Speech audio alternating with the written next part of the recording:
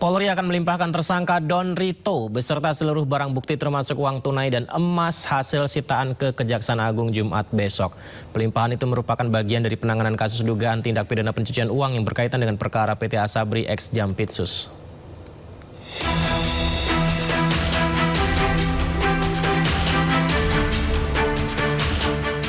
Polri bakal melimpahkan Don Rito, tersangka kasus tindak pidana pencucian uang atau TPPU, PT Asabri termasuk barang bukti ke Kejaksaan Agung Jumat besok.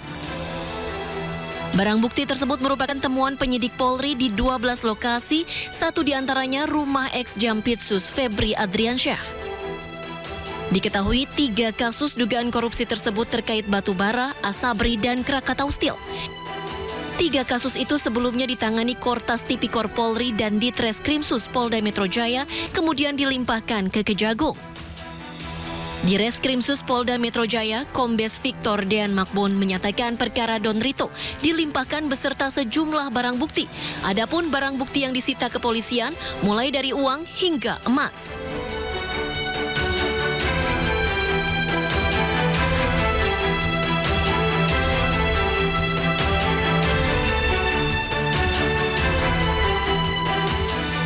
Sementara kuasa hukum Don Rito menyatakan bahwa kliennya diduga menjadi korban konflik antar lembaga yang memiliki kewenangan besar.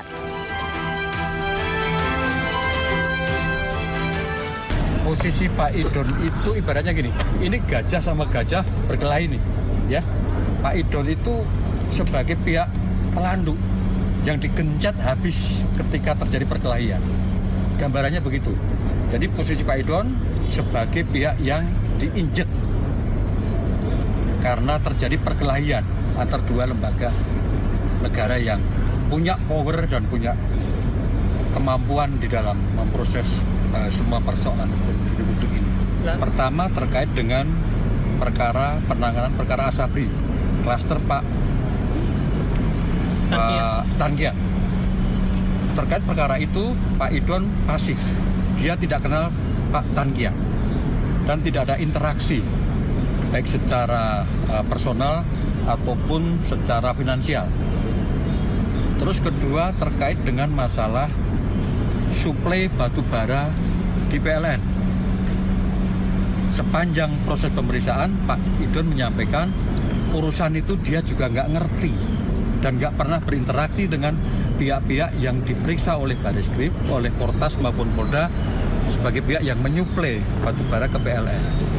Yang ketiga terkait dengan persoalan piutang PT CBS dengan PT KNI, anak usaha Krakatau Steel. Itu juga sama. Pak Idon tidak ada hubungan apa-apa dengan urusan itu. Ngerti aja tidak? Nah, kalau semua perkara itu dihubungkan dengan uang yang ditemukan oleh rekan-rekan penyidik dari Kortas dan Polda, apakah uang itu berhubungan dengan perkara itu? Kami jawab tidak ada hubungan.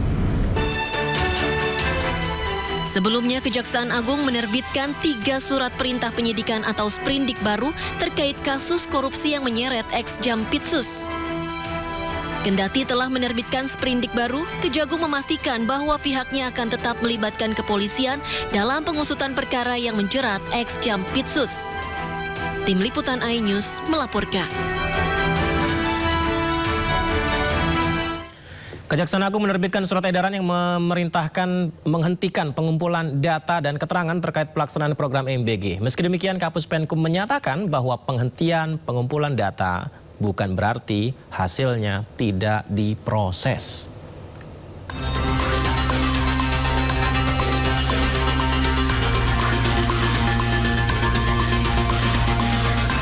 Kejaksaan Agung menghentikan pengumpulan data dan keterangan terkait program makan bergizi gratis yang bermasalah. Melalui Direktur Penyidikan pada Jampitsus menerbitkan surat edaran yang menginstruksikan Kejaksaan Tinggi di seluruh Indonesia untuk menghentikan seluruh kegiatan pengumpulan data dan keterangan berkaitan dengan program MBG di wilayah hukum masing-masing. Sementara itu, Kepala Pusat Penerangan Hukum Kejaksaan Agung Anang Supriyatna menyampaikan bahwa surat tersebut diterbitkan setelah batas waktu pengumpulan data yang sebelumnya diberikan kepada jajaran Kejaksaan Tinggi selesai.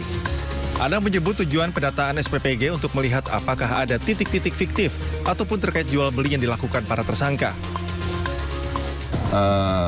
Dengan adanya aduan ketika menangani perkara MBG ini ada aduan terkait dengan pelaksanaan MBG yang dianggap beberapa. Untuk penindaklanjut itu kemudian dikeluarkanlah surat edaran kepada beberapa kejati untuk menindaklanjuti terhadap aduan-aduan tersebut dan dikasih batas waktu selama kurang lebih 10 hari kalau tidak salah, terutama terhadap aduan yang SPPG fiktif atau ada jual beli titik. Meski demikian, Kapus Penkum juga menyatakan bahwa penghentian pengumpulan data bukan berarti hasilnya tidak diproses. Namun proses penyidikan dan pengumpulan alat bukti akan terus berlanjut sesuai dengan ketentuan hukum acara yang berlaku. Dari Jakarta, Tim Liputan iNews melaporkan. Presiden Prabowo Subianto meminta evaluasi menyeluruh program MBG. Presiden dengan tegas menekankan setiap program prioritas negara harus dijalankan secara disiplin, tepat sasaran dan bebas dari segala bentuk penyimpangan.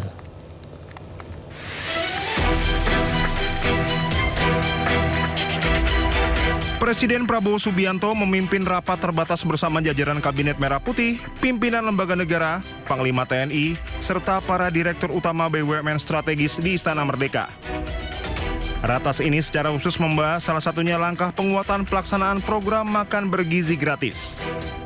Dalam rapat ini, Presiden Prabowo juga menegaskan penertiban praktik penyelenggaraan Satuan Pelayanan Pemenuhan Gizi atau SPPG nakal.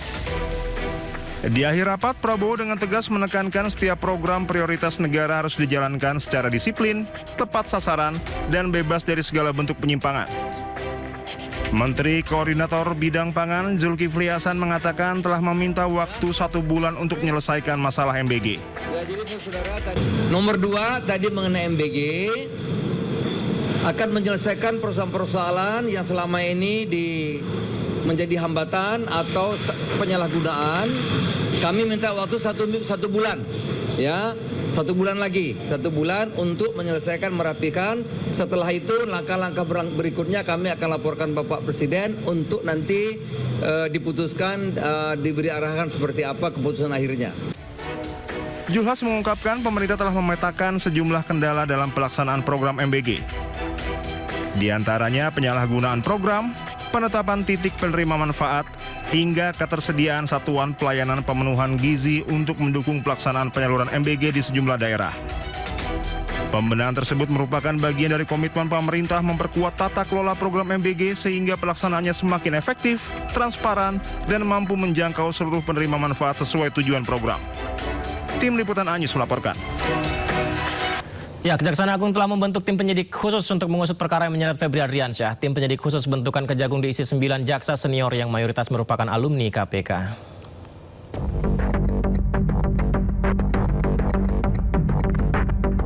Kejaksaan Agung telah membentuk tim penyidik khusus yang diisi 9 jaksa senior yang mayoritas merupakan alumni KPK untuk mengusut perkara yang menyeret ex-Jampitsus Febri Ardiansyah.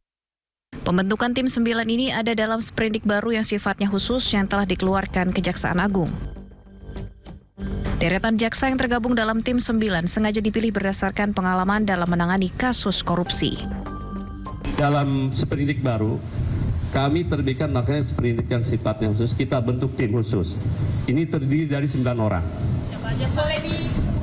Yang jelas sebagian besar penyidik-penyidik ini yang berasal mantan alumni KPK. Jaksa-jaksa yang pernah bertugas di KPK. KPK menyambut baik pembentukan tim khusus untuk menangani perkara dugaan korupsi dan tindak pidana pencucian uang atau TPPU yang menjerat ex-Jampitsus Febri Ardiansyah. KPK meyakini para alumni itu memiliki track record yang baik selama bertugas di KPK, hingga mereka pasti mampu menuntaskan perkara tersebut. Melihat ini progres yang positif karena Kejagung kemudian dengan segera membentuk tim khusus ya, yang kemudian beranggotakan diantaranya adalah mantan-mantan dari insan KPK ya, khususnya di Jaksa Penuntut Umum. Artinya kami melihat memang kompetensi, pengalaman ketika mereka bertugas di KPK dibutuhkan untuk bisa membantu dalam proses penyidikan perkara tersebut. Usai dilimpahkan dari kepolisian, Kejagung telah mengeluarkan 3 sprindik baru dalam mengusut kasus Febri. Kejagung menegaskan tim 9 ini nantinya yang akan bertugas mengusut lebih jauh perkara korupsi yang melibatkan mantan Jampitsus tersebut. Tim Liputan iNews melaporkan.